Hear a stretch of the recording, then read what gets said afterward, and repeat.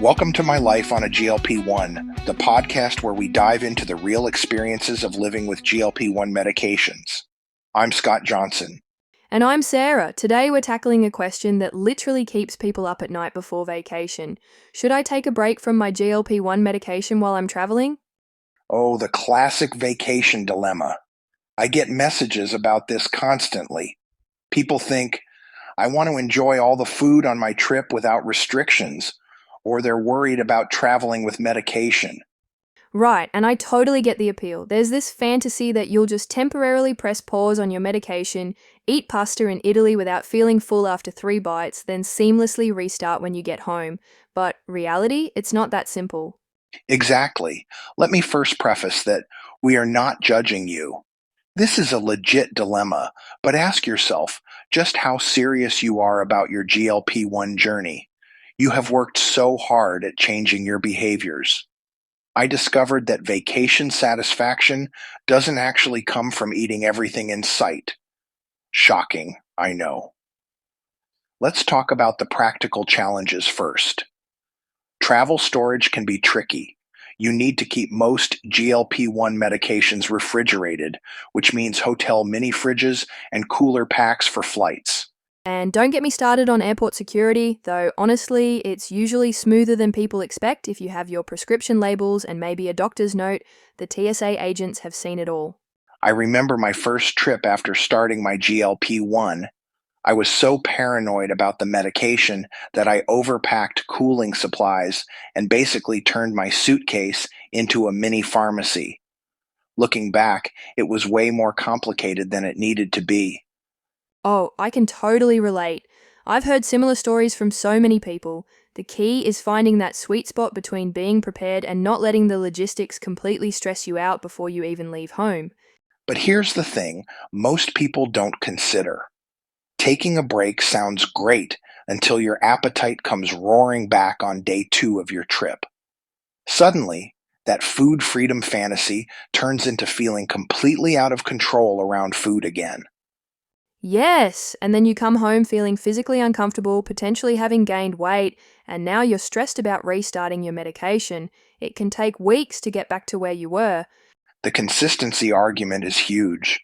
Your body gets used to having steady levels of these medications. When you stop and restart, you might experience side effects all over again. Nausea, stomach issues, the whole fun package. Now, are there times when a break might make sense?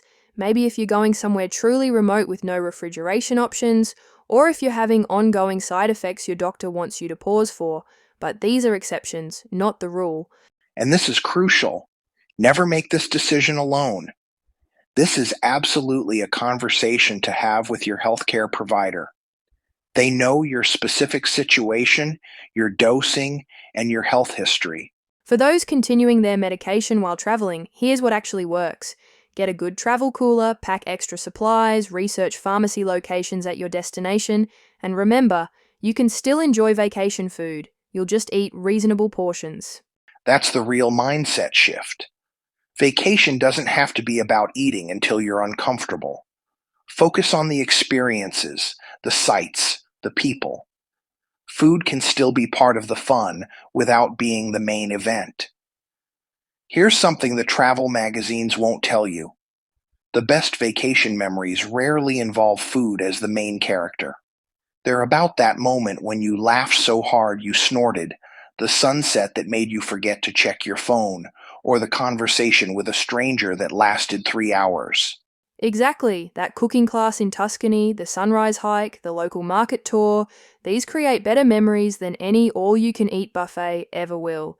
And here's something practical that works for many people.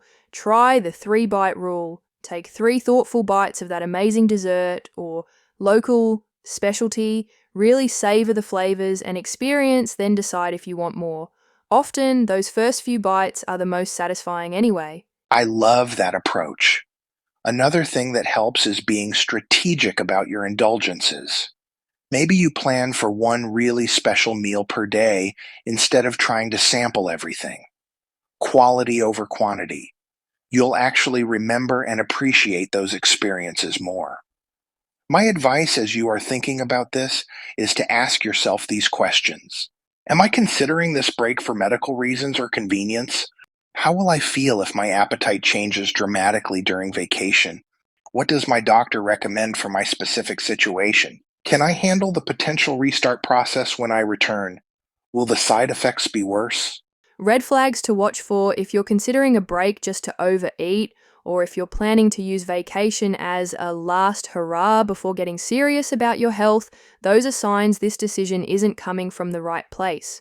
Another warning sign to consider is if you have a history of having difficulty restarting a routine.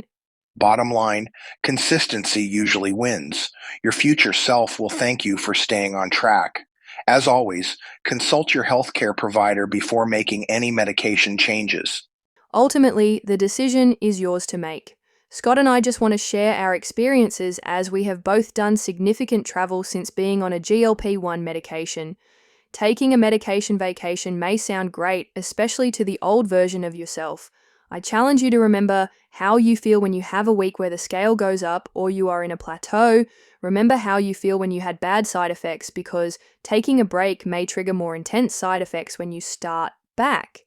And while you consider these things, I want you to know how much we appreciate you listening and being a part of our community. We hope you will take a moment to go to your favorite streaming service and leave us a review or 5-star rating on our podcast. Before we come to a close today, Scott, tell us your final thoughts on this medication vacation topic. Thanks, Sarah. This is a tricky dilemma for sure. Whatever decision you make, be informed and thoughtful, and always consult your medical professional. Also, while skipping a dose may sound like a good idea, remember the medication does stay in your system, so stopping may not give you the desired effects you are thinking of. While you think this over, I hope you will visit our website at mylifeonglp1.com for more helpful tips or to tell us about your next vacation. We love hearing from you. And hey, a good companion for your travel is to get a copy of my book, now available on Amazon in paperback and Kindle formats. I am so thankful for your support and wish you safe travels. On behalf of Sarah, I'm Scott Johnson, reminding you to stay informed, make good decisions, and always love your journey.